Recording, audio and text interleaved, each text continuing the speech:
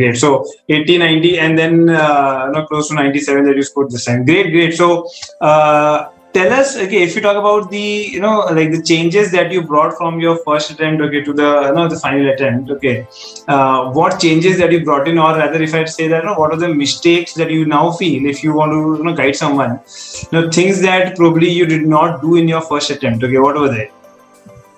So I think the first mistake that every CAT aspirant generally does is with respect to mocks. The teacher keeps insisting that start mocks by August, but people simply say, okay, let me finish my syllabus and then we'll do the mocks, and they end up not giving mocks at all. Yeah. Out of available 25 mocks, I think most of me and my batchmates, we end up giving 2 or 3 only, and that completely misfired. Okay.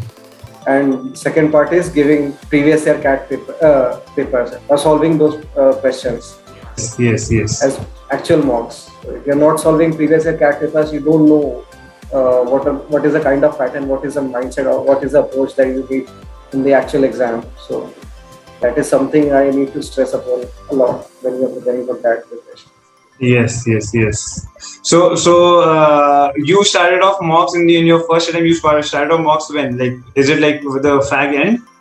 No, I remember you told me to start from July last week, and I gave one mock and I got. During that time, it was 3-hour paper, and out of 300 marks, I think I got 71 marks. Achha, okay. So that time I was like, okay, a big dent in my confidence. So I thought, let's complete the syllabus and do the mock part later. But as you see, it completely got misfired. Yes.